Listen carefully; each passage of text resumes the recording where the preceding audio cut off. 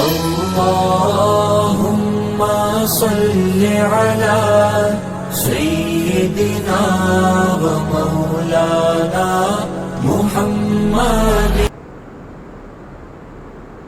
السلام عليكم ورحمة الله وبركاته. نحمده ونصلي على رسوله الكريم أما بعد. فقد قال الله تعالى في القرآن العظيم والفرقان المجيد: أعوذ بالله من الشيطان الرجيم. بسم الله الرحمن الرحيم. الحمد لله رب العالمين. صدق الله العظيم. عن أبي هريرة رضي الله تعالى عنه عن النبي صلى الله عليه وسلم قال: لا عدو ولا طيرة ولا هامة ولا سفر.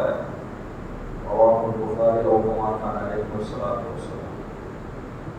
அன்பிற்குரிய அல்லாஹ்வின் நல்லடியார்களே, அல்லாஹ்வுடைய மாபெரும் ஒரு கருணை, அல்லாஹ் தஆலா நம்மை உம்மத்தே முஹம்மதியால் பிறக்கச் செய்தானே இந்த வல்ல நாயகனுக்கு எல்லாரும் சாந்தியும் சமாதானமும் எம்பெருமானார் ஸல்லல்லாஹு அலைஹி வஸல்லம் அன்னவர்கள் மீதும், அன்னவரின் அடிச்சோரை அப்படியே பின்பற்றி வாழ்ந்த சத்திய சகாபாக்கள், நாம் எழுந்தல் தவற தாபியங்கள், இமாம்கள், இறைநேச செல்வர்கள், குறிப்பாக நம் அனைவர்கள் மீதும் அல்லாஹ்வுடைய சாந்தியும் கருணையும் என்றென்றும் உண்டாவதாக. அன்பிற்குரியவர்களே, இஸ்லாம் மார்க்கம் எல்லா வகையிலும் எல்லா விஷயங்களையும் நமக்கு தெளிவுபடுத்தி விட்டது. இறைவேதம், இறை தூதருடைய போதனைகள், அதை தழுவிய மார்க்க சட்டங்கள், இவைகள் ஒரு இஸ்லாமியன் எப்படி இருக்க வேண்டும் என்பதையும் மிக தெளிவாக நமக்கு என்ன செய்யப்பட்டுள்ளது, வழிகாட்டி இருக்கிறது. அந்த வகையில் ஒரு இஸ்லாமியனாக இருக்கக்கூடியவர் இஸ்லாத்துக்கு மாற்றமான சிந்தனைகளை, கொள்கைகளை கொண்டிருப்பது அது அவருடைய அறியாமையர். அந்த அறியாமையிலிருந்து அவர் என்ன செய்து கொள்ள வேண்டும்? தன்னை விடுவித்துக் கொள்ள வேண்டும்.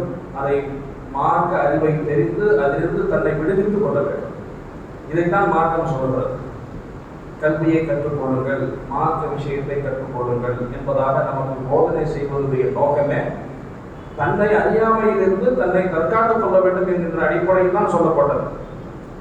அதனால்தான் இப்ப மார்க்க கல்வியை கற்றுக்கொள்ளுங்கள் என்கின்ற அந்த வாசகமே ஏதோ மார்க்கத்தை கற்றுக்கொள்வதன் மூலமாக மார்க்கத்துக்கு மிகப்பெரிய ஒரு நன்மைகள் கிடைக்கப் போகிறது என்கின்ற அடிப்படையில் அல்ல. அதை நாம் புரிந்து கொள்ள வேண்டும்.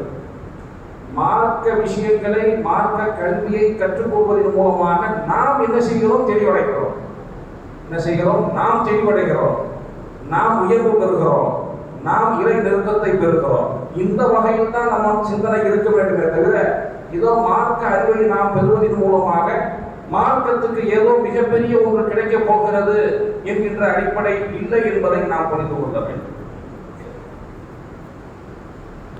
அந்த வகையிலே மார்க்கம் மிக அழகாக நமக்கு சில செய்திகளை சொல்லியிருக்கின்றன. நல்லவை எது, தீயவை எது, எந்தெந்த விஷயங்களில் நாம் என்ன செய்ய வேண்டும், நம்முடைய நிலைப்பாடுகளை வைத்திருக்க வேண்டும் என்பதாக சொல்லுகின்ற பொழுது, அடுத்து வரக்கூடிய மாதம் சஃபருடைய மாதம். இந்த சஃபருடைய மாதம் ஆரம்ப காலம் தொட்டே ஒரு பீடை மாதமாக, ஒரு நல்ல ஒரு மாதம் இல்லை என்கின்ற கருத்து அந்த நேரத்திலே நிகழ்ந்தது. பெருமானார் ஸல்லல்லாஹு அலைஹி வஸல்லம் அவருடைய காலத்திலே நிகழ்ந்த ஒரு நிகழ்வும் கூட. அந்த அடிப்படையில் தான் பெருமானார் ஸல்லல்லாஹு அலைஹி வஸல்லம் அவர்கள் விளக்குகிறார்கள். பீடை மாதம் என்பதாக ஒரு மாதமே நீங்கள் ஒதுக்கி வைக்கப்படக்கூடிய அளவுக்கு அந்த மாதம் கெட்டது அல்ல என்கின்ற கருத்தை என்ன செய்கிறார்கள்? நமக்கு பெருமானார் ஸல்லல்லாஹு அலைஹி வஸல்லம் சொல்லி காட்டுகிறார்கள். அதைத்தான் இந்த ஹதீஸிலே சொல்லப்பட்டிருக்கிறது. நபி ஹுரைரா ரலியல்லாஹு தஆலா அன்ஹு அன் நபி ஸல்லல்லாஹு அலைஹி வஸல்லம் قال لا عدو. தொற்று நோய் என்பது நம்மகிட்ட கிடையாது. தொற்று நோய் இவருக்கு மூலமாக இவருக்கு பரவுகிறது என்பதாக இஸ்லாம் மார்க்கம் சொல்லவில்லை. தொற்று நோயை என்ன செய்யவில்லை? மார்க்கம் அங்கீகரிக்கவில்லை. அல்லாஹ் நாடி இருக்கிறது மூலமாக அவருக்கு இந்த நோய் வந்திருக்கிறது என்பதாக சொல்லலாமே தவிர இவர் இருப்பதின் மூலமாகத்தான், இவரின் மூலமாகத்தான் இது பரவியது இவரின் மூலமாக என்ன செய்யுது, இவருக்கு தொற்று நோயாக பரவி வந்து விட்டது என்பதாக நாம் சொல்லக்கூடாது. ஒரு மனிதருக்கு அடுத்த மனிதருக்கு பரவுகிறது என்று சொன்னால் அல்லாஹ்வுடைய நாட்டத்தின் பிரகாரம் நடக்கிறது என்கின்ற சிந்தனை இருக்க வேண்டும் என்பதுதான். அப்ப ஏன் இப்படி சொல்லப்படுகிறது? அப்ப தொற்று நோய் உள்ளது என்று சொன்னால் அல்லாஹ்வுடைய நாட்டம் இல்லாமல் நடக்கிறது என்கின்ற கருத்தை இங்கே உள்வாங்கி இருக்கிறார்கள். அப்ப அல்லாஹ்வுடைய நாட்டம் இல்லாமல் ஒரு காரியம் நடக்குது. இப்ப இவருக்கு ஒரு சளி பிடிச்சிச்சு, இன்னொருத்தவருக்கு சளி பிடிக்குது. அப்ப அதை நீங்க நம்புனீங்கன்னு சொன்னா அப்ப அல்லாஹ்வுடைய நாட்டம் இல்லாம அவருக்கு சளி பிடிச்சிட்டா, அப்ப அல்லாஹ்வை மீறிய செயலாக ஒரு செயல் நடக்கிறதா என்பதற்கு நாம் என்ன செய்கிறோம், உறுதுணையாக இருக்கிறோம். ஆனால் ஒரு மனிதனுக்கு சளி பிடிக்கிறது, அவருக்கு அல்லாஹ்வை அவருக்கு உள்ள மற்ற மனிதனுக்கும் சளி பிடிக்கிறது, நாம் என்ன சொல்ல வேண்டும், அல்லாஹ்வுடைய நாட்டத்தின் பிரகாரம் அவருக்கு சளி பிடித்தது, அவ்வளவுதான். அல்லாஹ்வுடைய நாட்டத்தின் பிரகாரம் அவருக்கு ஜுரம் வந்தது என்பதாகத்தான் சொல்ல வேண்டுமே தவிர இவரின் மூலமாக, இந்த நோயின் மூலமாக, இவர் அங்கு அருகாமையில் இருந்ததின் மூலமாக இவருக்கு பரவியது என்பதாக சொல்லக்கூடாது என்கின்ற கருத்தை இஸ்லாம் நமக்கு மிக தெளிவுபடுத்துகிறது. அதே போல பயிரத்தை பறவைகளை கொண்டு சகுனம் பார்ப்பது, அந்த காலத்தில் நடந்த நிகழ்வு பறவைகளை கொண்டு சகுனம் பார்ப்பது. இந்த காலத்திலே வெவ்வேறு விதமான சகனங்கள் வளர்ந்து விட்டன, வெவ்வேறு விதமான விஷயங்கள் நம்பிக்கைகள் வந்து விட்டன. அந்த நேரத்தில் பறவைகளை கொண்டு சகனம் பார்த்திருக்கிறார்கள். ஒரு என்ன செய்வாங்க, ஏதாவது ஒரு ஊருக்கு போகணும்னு நினைச்சாங்கன்னா பறவைகள் நல்லா தூங்கிட்டு நேரம் பார்த்து என்ன செய்வாங்க, ஒரு கல்லை ஊட்டிக்கிறது. அது எந்த பக்கத்தில் அவர்கள் நாடி இருக்கிற நல்லது என்பதாக இருக்கக்கூடிய பக்கத்தில் சென்றால் நல்லது என்பதாக செல்வார்கள். இல்லை என்று சொன்னால் என்ன செய்வார்கள், இன்றைய பயணத்தை ரத்து செய்து விடுங்கள், நமக்கு நல்ல நேரம் அல்ல என்பதாக அவர்கள் எண்ணிக்கொள்வார்கள். அப்ப பறவை சகனம் இப்படி எல்லாம் சகனம் பார்ப்பது. அதே போல அந்த ஆண்டை சகனம் பார்ப்பது, சஃபர் மாதம் பீடை என்பதாக எண்ணுவது, இவைகள் எல்லாம் மார்க்கத்தில் இல்லை என்கின்ற கருத்தை பெருமானார் ஸல்லல்லாஹு அலைஹி வஸல்லம் அவர்கள் தெளிவுபடுத்தி இருக்கிறார். ஆக மார்க்கத்துடைய தெளிவு என்னவென்று கேட்டால் இதைத்தான். அப்ப சஃபருடைய மாதம் பீடை மாதம் அல்ல, அல்லாஹ் உருவாக்கி மாதம் தான் அந்த மாதம். அந்த மாதத்தை பீடை மாதம் என்பதாக, நல்ல மாதம் இல்லை என்பதாக சொல்வது, அந்த மாதத்திலே நல்ல காரியங்கள் செய்யாமல் இருப்பது மார்க்கத்துக்கு முரணான காரியம். சஃபர் மாதம் அதனால் நான் திருமணம் செய்யவில்லை என்பதாக சொன்னால் அது சரியான சொல்லல்ல. எனக்கு இந்த மாதத்தில் திருமணம் செய்வதற்கான வாய்ப்பு இல்லை என்பதாக சொல்லலாம் தவிர, இது சஃபர் மாதமாக இருப்பதின் காரணமாக நான் என்ன செய்கிறேன், நான் இந்த மாதத்திலே திருமணம் செய்ய மாட்டேன், அல்லது வீடு புதுசாக வீடு நான் கட்டி நான் என்ன செய்ய மாட்டேன், வீடு போக மாட்டேன் என்பதாக சொல்வது மார்க்கத்துக்கு முரணான ஒரு காரியம் என்பதை இங்கே பெருமானார் ஸல்லல்லாஹு அலைஹி வஸல்லம் அவர்கள் சொல்லி காட்டியிருக்கிறார். ஏன் பெருமானார் ஸல்லல்லாஹு அலைஹி வஸல்லம் உடைய காலத்திலே இந்த சஃபர் மாதத்திலே நடந்த நிகழ்வு என்னன்னு கேட்டீங்கன்னா, பெருமானார் ஸல்லல்லாஹு அலைஹி வஸல்லம் அவர்கள் நபிப்பட்டம் கிடைத்து கிட்டத்தட்ட 14 ஆண்டுகள் வரலாற்று முக்கியத்துவம் வாய்ந்த அந்த ஹிஜ்ராவே இந்த சஃபர் மாதத்தில் தான் என்ன செய்யப்பட்டது, ஆரம்பிக்கப்பட்டது. அது மட்டுமல்ல, பெருமானார் ஸல்லல்லாஹு அலைஹி வஸல்லம் அவர்கள் என்ன செய்தார்கள், முதலாக ஒரு போருக்கு சென்றார்கள். அபுவா என்கின்ற அந்த ஒரு போர், முதல் போர் கலந்து கொண்டது பெருமானார் ஸல்லல்லாஹு அலைஹி வஸல்லம் வந்ததுதான். அது சஃபர் மாதத்தில் தான் நடைபெற்றது.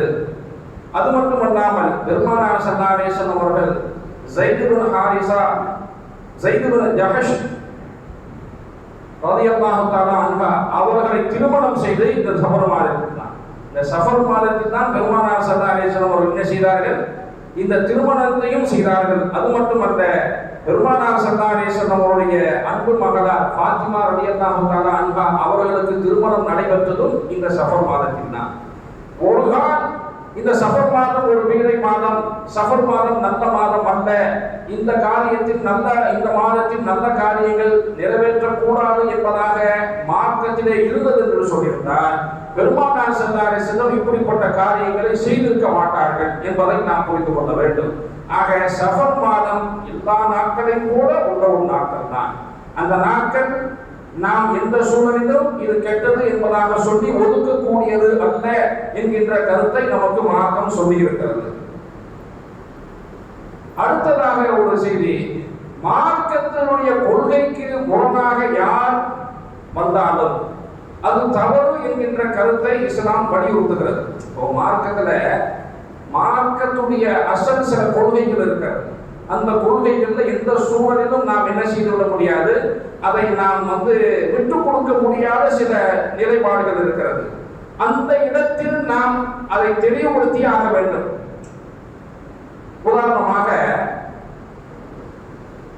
சமீபத்தில் பார்க்கலாம், சென்னையில சோழபுரம் என்கின்ற ஒரு இடத்துல ஒரு இமாம் இருக்கிறார். அவர் என்ன சொல்லிவிட்டார், நான் மகிழ்ச்சியாக வருவதற்கு வாய்ப்புள்ளது என்பதாக சொல்லிவிட்டார். மகிழ்ச்சியாக வருவது, மகிழ்ச்சியா யாருக்கும் முதல்ல தெரியும். அதை தெரிஞ்சாதான் இவர் என்ன சொல்ல வர்றாருன்றது நமக்கு புரியும். மஹ்தி அலைஹிஸ்ஸலாம் அவர்கள் என்ன செய்வார்கள், பெருமானார் ஸல்லல்லாஹு அலைஹி வஸல்லமுடைய வம்சாவளியிலே ஃபாத்திமா ரலியல்லாஹு தஆலாவுடைய தொடரிலே என்ன செய்கிறார்கள், வருவார்கள். இவர்களை பற்றி பெருமானார் ஸல்லல்லாஹு அலைஹி வஸல்லம் அவர்கள் முன்னறிவிப்பு செய்திருக்கிறார்கள். பல ஹதீஸ்கள் இருக்கின்றன. இவர்கள் என்ன செய்வார்கள், கடைசி காலத்திலே உலகம் அழியக்கூடிய ஒரு சூழலிலே என்ன செய்வார்கள், மஹ்தி அலைஹிஸ்ஸலாம் அவர்கள் வருகை தந்து கிட்டத்தட்ட ஒரு 7 அல்லது ஒரு 8 ஆண்டு காலம் என்ன செய்வார்கள், ஒரு சிறப்பான ஒரு ஆட்சி செய்வார்கள் என்பதாக என்ன செய்யப்பட்டுள்ளது, சொல்லப்பட்டது. இவர்களை நாம் இமாமாக அனைவரும் ஏற்றுக்கொள்வார்கள் என்கின்ற கருத்தையும் என்ன செய்யப்பட்டிருக்கிறது, சொல்லப்பட்டிருக்கிறது. ஆக பெருமானார் ஸல்லல்லாஹு அலைஹி வஸல்லம் அவர்களால் முன்னறிவிப்பு செய்யப்பட்டவர்களில் தான் இந்த மஹ்தி அலைஹிஸ்ஸலாம் அவர்கள் வருகிறார்கள். இந்த மஹ்தி அலைஹிஸ்ஸலாம் அவர்கள் இந்த ஒரு சூழலில் வருகின்ற பொழுது கியாமத் நாளுடைய இறுதியிலே வருவார்கள். இவர்களுக்கு பின்பாகத்தான் தஜ்ஜால் வருவார். தஜ்ஜாலுக்கு பின்பாக ஈசா அலைஹிஸ்ஸலாம் அவர்கள் வருவார்கள். அதற்கு பின்பாக என்னென்ன உலகம் அழிவதற்கான என்னென்ன காரணங்கள், பெரிய காரணங்கள் சொல்லப்பட்டதோ அவைகள் தொடர்படியாக அப்படியே வந்து கொண்டிருக்கும். இதைத்தான் மார்க்கத்துடைய நிலைப்பாடு. மஹ்தி அலைஹிஸ்ஸலாம் அவர்கள் எப்பொழுது வருவார்கள், அவர்கள் என்ன செய்வார்கள், அவருடைய அங்க அடையாளங்கள் என்ன என்பதை பற்றி தெளிவாக சொல்லப்பட்டிருக்கிறது. ஆகவே ஒரு மனிதர் பெருமானார் ஸல்லல்லாஹு அலைஹி வஸல்லம் அவர்களுக்கு பின்பாக நபி என்பதாக வாதிட்டால் நவுது பில்லாஹி மின்ஹா, கண்டிப்பாக அது பொய்யானது, அது மாற்று கருத்தே இல்லை. பெருமானார் ஸல்லல்லாஹு அலைஹி வஸல்லம் அவர்களுக்கு பின்பாக எந்த ஒருவரும் நபியாக வரவே முடியாது. அதாவது கத்தமும் நுபுவத் என்பது முத்திரையிடப்பட்டு விட்டது. அதனால் பெருமானார் ஸல்லல்லாஹு அலைஹி வஸல்லம் அவர்களுக்கு பின்பாக நபி என்பதாக யாரும் வாதிட முடியாது. எவ்வளவு பெரிய மார்க்க அறிஞராக, மார்க்கத்துடைய சட்டங்களை தெரிந்த மனிதராக இருந்தாலும் என்ன செய்ய முடியாது, நபி என்பதாக சொன்னாலே என்ன செய்ய முடியாது, சொல்லிவிடவே முடியாது. மிர்சா குலாம் சமீபத்தில் கொஞ்சம் காலங்களுக்கு முன்பாக சொல்லி இருக்கிறார், நான் நபி என்பதாக வாதிட்டார். தவறு அல்ல. பெருமானார் ஸல்லல்லாஹு அலைஹி வஸல்லம் அவர்களுக்கு பின்பாக நபி என்பவர்கள் யாருமே இல்லை. அதே போல மஹ்தி அலைஹிஸ்ஸலாம் அவர்கள் என்பதாக வரக்கூடியவர்கள் பெருமானார் ஸல்லல்லாஹு அலைஹி வஸல்லம் அவருடைய வழியிலே வருவார்கள். அவர்களுடைய பெயரை ஒத்து இருக்கும், அவர்களுடைய தந்தை பெயர் பெருமானார் ஸல்லல்லாஹு அலைஹி வஸல்லம் தந்தை பெயரை போல் ஒத்து இருக்கும் என்பதாக சில அறிவிப்புகள் எல்லாம் சொல்லப்பட்டிருக்கின்றன. அப்படி இருக்கின்ற பொழுது ஒரு மனிதர் நான் மஹ்தியாக வருவேன் என்பதாக சொல்கிறார் என்று சொன்னார், அது சரியானது அல்ல என்கின்ற கருத்தை நமக்கு மார்க்கம் சொல்லி இருக்கிறது. அந்த வகையிலே சோழவரம், சென்னை சோழவரத்தை சார்ந்த அந்த பள்ளியில் இருக்கக்கூடிய இமாம் அவர்கள் நான் மஹ்தியாக வருவதற்கு வாய்ப்புண்டு என்பதாக சொன்னதன் காரணமாக அவரிடத்திலே விளக்கம் கேட்கப்பட்டு, மஹ்தியாக வருவதற்கான வாய்ப்புகள் இல்லையே, அதற்கான அடையாளங்கள் உங்களிடத்திலே இல்லையே, எல்லா விஷயத்தையும் விவரித்ததற்கு பின்பாக நான் மஹ்தியாக நான் வரலாம் என்பதாக இந்த ஒரு இந்த சாத்தை என்ன செய்கிறார், இந்த சொன்னாலே அவர் சொல்லியிருக்கிறார். அந்த அடிப்படையில் அவருடைய ஆலிமுடைய பட்டத்தையே வேறு பாக்கியாத் சாலிஹாத்துடைய மதரசா எடுத்திருக்கிறது என்பதை நாம் கவனத்தில் கொள்ள வேண்டும். இந்த நிகழ்வு நமக்கு எதை சுட்டி காட்டுகிறது என்பதை நாம் புரிந்து கொள்ள வேண்டும். இந்த நிகழ்வு எதை சுட்டி காட்டுகிறது, மார்க்கத்துடைய கொள்கைகளிலே யாரும் விளையாடக்கூடாது. அதான் நோக்கங்க. மக்கள் சேர்க்கிறது, மக்கள் அதிகமா சேர்க்கணும், மக்கள் அதிகமாக வரணும், அவர் வந்தாங்கன்னா நல்லதுதான். அந்த தேவை இஸ்லாத்துக்கு கிடையாது. அது முதல்ல தெளிவா புரியணும். இந்த கூட்டம் போடுறதையோ, கூட்டம் அதிகமாக சேர்ந்தால் நமக்கு நல்லது என்பதையோ மார்க்கம் எந்த சூழலிலும் ஏற்றுக்கொள்ளவில்லை. இதைத்தான் தெளிவான நிலைப்பாடு. மார்க்கத்துடைய நிலைப்பாடுகளிலே எதுவெல்லாம் மாற்ற முடியாதோ, எந்தெந்த கொள்கைகள் எல்லாம் நாம் என்ன செய்ய முடியாது, ஏற்றுக்கொள்ள முடியாதோ அந்த விஷயங்களிலே நாம் தெளிவாக நாம் என்ன செய்ய வேண்டும், இருக்க வேண்டும். இதை ஏற்றுக்க முடியாது. இந்த கொள்கையை நீங்க சொல்லக்கூடிய கொள்கையை ஏற்றுக்க முடியாது. நீங்க பொருளாதார ரீதியாக நீங்க எவ்வளவு பெரிய ஆளாக இருந்தாலும் இருக்கலாம், அதே போல அரசியல் ரீதியாக எவ்வளவு பெரிய மனிதராக இருக்கலாம், அதற்காக மார்க்கத்தை வளைந்து கொடுக்க முடியாது என்பதிலே தெளிவாக இருக்கிறது. இதுதான் ஒரு இஸ்லாமியனுக்கு இந்த பாடத்தின் மூலமாக நமக்கு சொல்லப்பட்ட செய்தி. பெருமானார் ஸல்லல்லாஹு அலைஹி வஸல்லம் இதைத்தான் சொல்றாங்க. ஒரு இஸ்லாம் என்பதற்கான அடையாளமே என்ன? ஒரு மனிதன் அதிலே நிலைத்திருப்பது, இந்த கொள்கையிலே நிலைத்திருப்பது. ஒரு மனிதன் தவறு செய்கிறான், அதுக்கு பிரச்சனை அல்ல, அதற்கான தீர்வு உண்டு, அதற்கான வழிகள் உண்டு. ஆனால் கொள்கை மாற்றுகிற அளவுக்கு சில விஷயங்களில் ஈடுபடுகின்ற பொழுது தவறுதான் என்பதாக சுட்டிக்காட்டப்பட ஒதுக்கப்பட வேண்டும் என்பதைத்தான் நாம் புரிந்து கொள்ள வேண்டும். நான் பொதுவாக இந்த விஷயம் மட்டுமல்ல, பொதுவாக பல விஷயங்களை பார்க்கிறோமா இல்லைங்களா? இன்னைக்கு ஜக்காத் ஆயுத ஒழுங்கெல்லாம் கொடுக்கணும் சர்வசாதாரணமாக சொல்லப்படுகிறது. இதை நாம் எந்த அளவில் நாம் என்ன செய்கிறோம், நாம் எடுத்துக் கொடுக்கிறோம், கொஞ்சம் சிந்தனை செஞ்சு பாருங்க. அது அவருடைய கருத்து என்பதாக சொல்ல முடியாது. எப்படி அவருடைய கருத்தாக இருக்க முடியும்? மார்க்கத்தை சுண்டாடுவதற்கு ஒவ்வொருவரும் நினைச்ச ஒரு கருத்தை சொல்ல முடியுமா? சொல்ல முடியாது.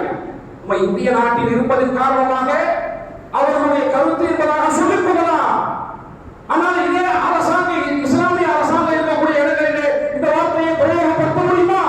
அப்படி பிரயோகப்படுத்தினால் அவர்களுடைய நிலை என்னவாகும் என்பதை கண்கூடாக பார்க்கலாம். ஆக நமக்கு இங்கே தெரியல. ஏன்? நம் நாடு சுதந்திர நாடு, இந்த கொள்கையை பின்பற்றலாம் என்பதாக சொல்லக்கூடிய நாடு. ஜக்காத்து வருடத்துக்கு ஒரு தடவை கொடுக்க வேண்டும் என்பதாக சொல்லக்கூடியவர்கள் நல்லா இருக்கிறார்கள். எல்லா வருடமும் செய்ய வேண்டும், கொடுக்க வேண்டும் என்பதாக சொல்லக்கூடியவர்கள் இருக்கத்தான் செய்கிறார்கள். இந்திய நாட்டிலே இப்படிப்பட்ட சொல்லாடல்கள் சொல்வதற்கு, கருத்துக்கள் சொல்வதற்கு இந்திய சட்டம் வழிவகை செய்திருக்கிறது, அதை பின்பற்றுவதற்கான வழிவகை செய்திருக்கிறது. ஆனால் ஒரு இஸ்லாமிய நாட்டிலே இப்படிப்பட்ட மார்க்கத்துடைய சட்டங்களுக்கு, கொள்கைக்கு எதிராக சொன்னால் அவருடைய நிலைமை என்ன என்பதை என்னை விட இங்கே இருப்பவர்களுக்கு நன்றாக புரியும். என்னை விட இருப்பவர்களுக்கு நன்றாக புரியும். என்ன செய்வார்கள், ஏது செய்வார்கள் என்பதை புரியும். ஆனால் மார்க்கத்துடைய கொள்கையை எந்த நேரத்திலும் விட்டுக் கொடுப்பதற்கு நாம் என்ன செய்யக்கூடாது, அனுமதி அளிக்கக்கூடாது என்பதைத்தான் நாம் புரிந்து கொள்ள வேண்டும். ஆனால் சர்வசாதாரணமாக இதனுடைய மார்க்கத்துடைய சட்டங்கள் இன்று குர்ஆனிலே இறைவனுக்கு உருவம் உண்டு என்பதாக சொல்லக்கூடியவர்கள் இருக்கிறார்கள். ஆயிலே ஒரு தடவை சக்காத்து உண்டு என்பதாக சொல்லக்கூடியவர்கள், அப்படித்தான் கொடுக்க வேண்டும் என்பதாக சொல்லக்கூடியவர்கள் இருக்கிறார்கள். அதையும் செய்து கொண்டிருக்கிறார்கள். அப்படிப்பட்டவர்கள் நம்மிடமும் சக்காத்தும் வாங்கிக் கொண்டும் இருக்கிறார்கள். இப்படிப்பட்ட சூழலை நாம் பார்க்கிறோமா இல்லைங்களா? ஆக மார்க்கத்துடைய நிலைப்பாடு என்ன? ஜக்காத்து ஆயுதம் அல்ல, ஒவ்வொரு வருடமும் ஜக்காத்து கடமையாக கண்டிப்பாக கொடுத்தே தீர வேண்டும். அது மாற்று கருத்தே இல்லை. போன வருஷத்துக்கு நான் 15 கோடி நான் கொடுத்தேன், இந்த வருஷத்துக்கு அதே 15 கோடி நான் கொடுத்து தான் ஆகணும், இதுதான் கொடுத்து தான் ஆகணும், வேறு வழியே கிடையாது. அப்ப அதுல நிலைப்பாடு தெளிவாக இருக்கணும். அதைத்தான் மார்க்கம் விரும்புகிறது என்கின்ற கருத்து நாம் இஸ்லாமியனுக்கு மனதிலே ஆழமாக பதிய வேண்டும்.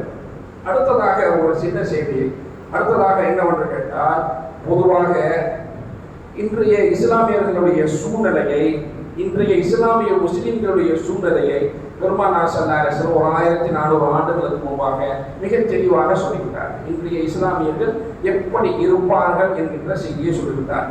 என்ன காரணம்? இன்று இஸ்லாத்துக்கு எதிராக, இஸ்லாமியர்களுக்கு எதிராக எவ்வளவு கொடுமைகள் நிகழ்த்தப்படுகின்றன. இந்திய திருநாட்டிலும் சரி, உலக அரங்கிலும் சரி, எவ்வளவு பெரிய பிரச்சனைகள், எவ்வளவு பெரிய நெருக்கடிகள் கொடுக்கப்படுகின்றன. ஆனால் நாம் என்ன செய்து கொண்டிருக்கிறோம்?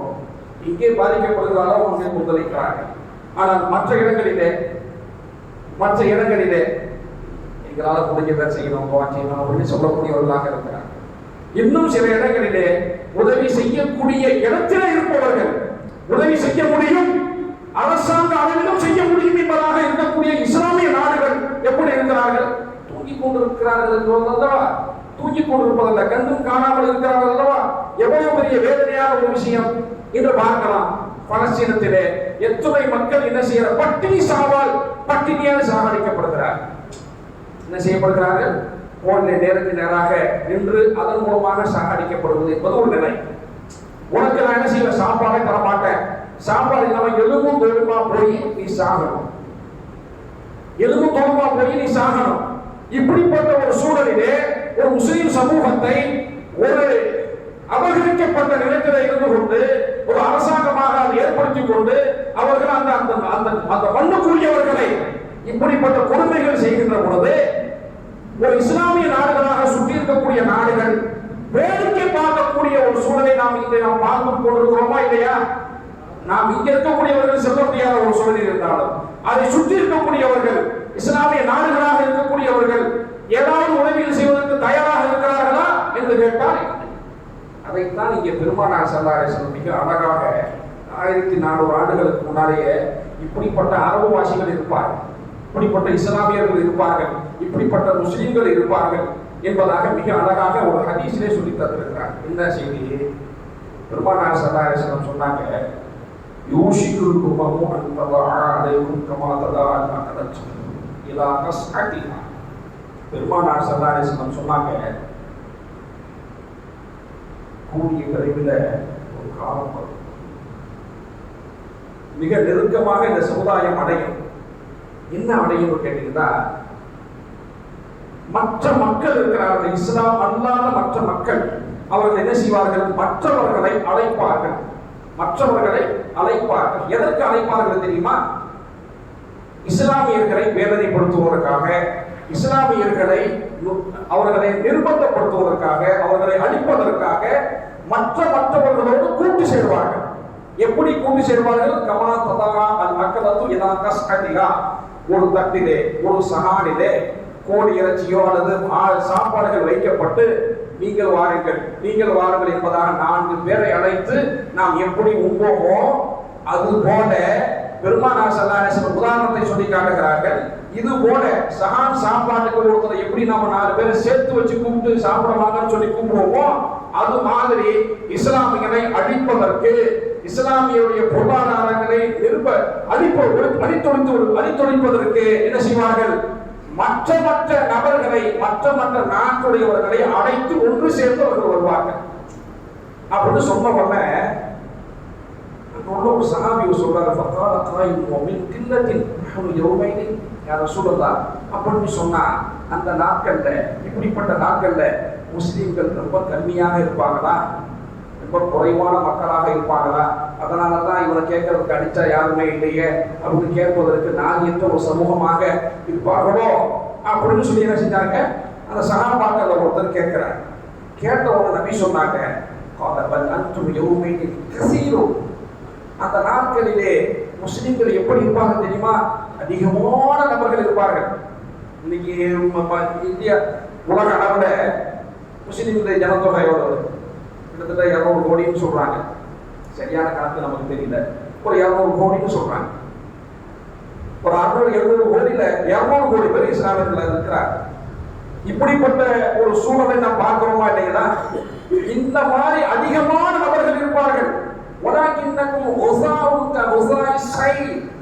பெருமானார் ஸல்லல்லாஹு அலைஹி வஸல்லம் அவர்கள் என்றாலும் நீங்கள் எப்படி இருப்பீர்கள் என்று கேட்டால் அந்த முஸ்லிம்களை பார்த்து சொன்னாங்க, அதாவது நுரையை போல இருப்பார்கள். அதாவது மலைத்தட்ட வரக்கூடிய அந்த நுரை எப்படி இருக்கும் அது போல என்ன செய்வார்கள்? அவர்கள் இருப்பார்கள். நுரைக்கு எந்த விதமான பலம் இருக்கிறதா? நீங்க ஆற்றிலே நீங்க பார்க்கலாம், ஆற்றிலே புதிதாக தண்ணீர் வருகின்ற பொழுது அந்த நுரை எப்படி இருக்கும்?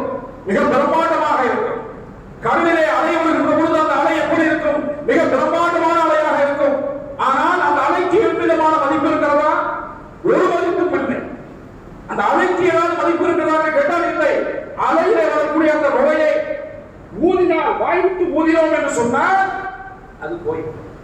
அது போல அன்றைய முஸ்லிம்கள் என்ன செய்வார்கள்? இருப்பார்கள் என்பதாக பெருமானார் ஸல்லல்லாஹு அலைஹி வஸல்லம் சொன்னார்கள். மேலும் சொன்னார்கள், வல யன்ஸிஅன்ன அல்லாஹு மின் சுதூரி அதுபிக்கும் அல் மஹாபத மின்கும். உங்களுடைய எதிரிகளுடைய உள்ளங்களிலே உங்களை பற்றிய பயத்தை அல்லாஹ் நீக்கி விடுவான். இஸ்லாமியன் அடிச்சா மற்றவர்கள் எல்லாம் ஒன்று சேர்ந்து நம்மளை தாக்குவார்களே, அவர்களை அடித்தால் உலகம் கேட்குமே, ஐநா சபை கேட்குமே என்பதாக யாரும் நினைக்க வேண்டாம். அப்படி யாரும் என்ன செய்ய மாட்டார்கள், கேட்கவே மாட்டார்கள். அப்படிப்பட்ட பயமே அவர்களுக்கு இருக்காது. இது நடந்து கொண்டிருக்கிறதா இல்லையா? இன்றைக்கு ஐநா சபை இருக்கிறது, மற்ற நாடுகள் இருக்கின்றன, மற்ற எத்தனையோ மனித உரிமைகள் கழகங்கள் இருக்கின்றன. எத்தனை நபர்கள் கேட்டாலும் நான் செய்வதை செய்து கொண்டே இருப்பேன் என்பதாக சர்வாதியாக இருந்து கொண்டு செய்யக்கூடிய மனிதர்களை நாம் பார்த்துக் கொண்டுதானே இருக்கிறோமா? அப்ப பெருமானார் ஸல்லல்லாஹு அலைஹி வஸல்லம் சொன்னாங்க, உங்களை பற்றிய பயம் அந்த உங்களுடைய எதிரிகளுக்கு இருக்கவே இருக்காது. அட்டி எவ்வளவுனா அட்டி, அவன் கேட்கறதுக்கு நாடி இல்லாம அப்படிங்கிற சிந்தனை தான் இருக்கும். பெருமானார் ஸல்லல்லாஹு அலைஹி வஸல்லம் அடுத்து சொல்கிறார்கள்,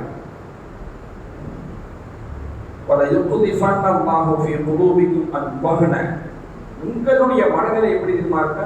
உங்கள் எதிரிய மனநிலை அப்படி உங்களுடைய மனநிலை எப்படி இருக்கும் என்று கேட்டால், அல்லாஹ் தஆலா உங்களுடைய உள்ளத்திலே வகுனை போட்டு விடுவான், வகுனை உண்டாக்கி விடுவான், உள்ளத்துல ஒரு வகுன் உண்டாக்கி விடுவான். வகால காயிலும் யா ரசூலல்லாஹ் வமல் வகுன். அப்போ ஒரு தோழர் கேட்கிறார், யா ரசூலல்லாஹ் வகுன் என்பதாக நீங்கள் சொல்கிறீர்களே, இந்த வார்த்தையுடைய பொருள் என்ன?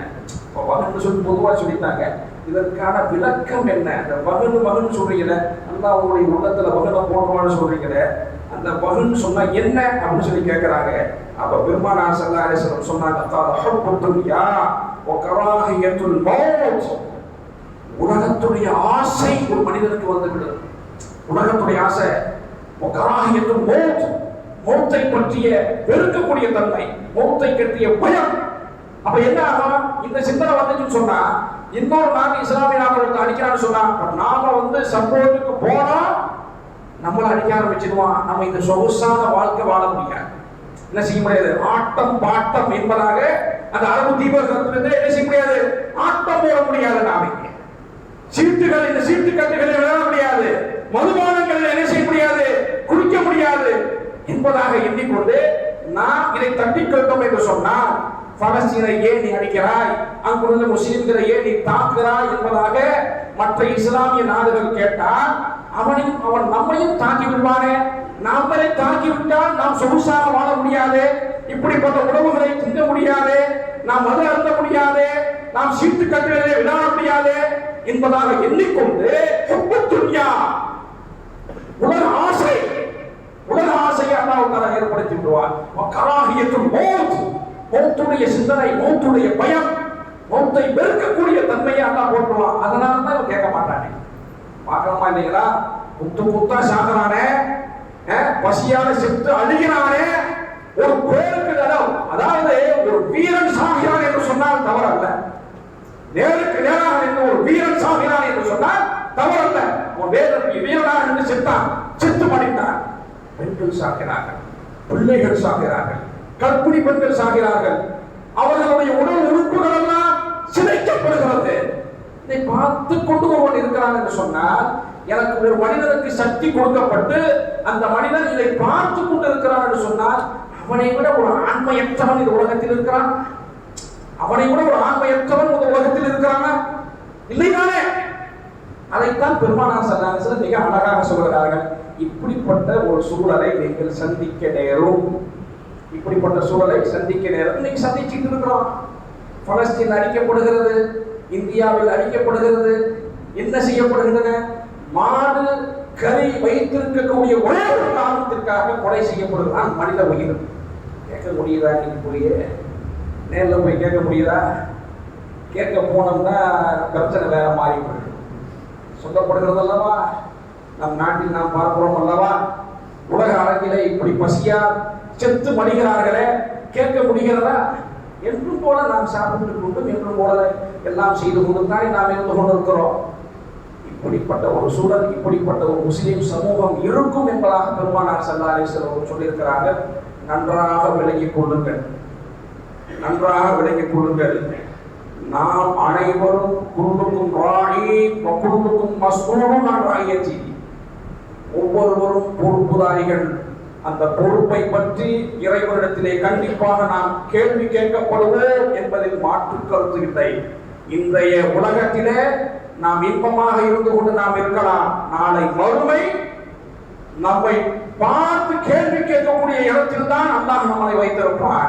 இப்படிப்பட்ட சமூகம் செத்து அழிந்ததே, உன்னால் என்ன செய்ய முடிந்தது என்பதாக அல்லாஹ் கேட்கின்ற பொழுது நாம் என்ன பதில் சொல்வதற்கு நாம் சேகரித்து வைத்து இருக்கிறோம் என்பதை சிந்தனை செய்து பாருங்கள். அல்லாஹ் தான் காப்பாற்ற வேண்டும். இப்படிப்பட்ட அநீதிக்கு உள்ளாக்கப்படக்கூடிய மக்களுக்கு அல்லாஹ் தான் பாதுகாப்பு வழங்க வேண்டும், அல்லாஹ் தான் வெற்றியை தர வேண்டும், அல்லாஹ் தான் அநீதியை செய்யக்கூடியவர்களை அழித்தொழிக்க வேண்டும். அல்லாஹ் தஆலா செய்வானாக. ஆக இன்றைய ஜும்மாவிலே சஃபர் மாதம் ஒரு பீடை மாதமா என்பதை பற்றியும், மார்க்கத்துடைய கொள்கைக்கு மாற்றமாக நடப்பவர்கள் ஒதுக்கப்பட வேண்டும் என்கின்ற கருத்தையும், அது மட்டுமல்லாமல் இன்றைய சமூகம் எப்படி இருக்கும் என்பதை 1400 ஆண்டுகளுக்கு முன்பதாக சொல்லிய பெருமானார் ஸல்லல்லாஹு அலைஹி வஸல்லம், அப்படிப்பட்ட நபர்களிலிருந்து நாம் இருக்கக்கூடாது. இறைவனுக்காக நாம் வாழ வேண்டும், பிற மனிதர்களுடைய உணர்வுகளை புரிந்து கொள்ள வேண்டும். அல்லாஹ் தஆலா அந்த ஒடுக்கப்படக்கூடிய அநீதி இழைக்கப்படக்கூடிய அந்த மக்களை அல்லாஹ் தஆலா பாதுகாப்பானாக. வாஹிர் தஅவானா அல்ஹம்துலில்லாஹி ரப்பில் ஆலமீன்.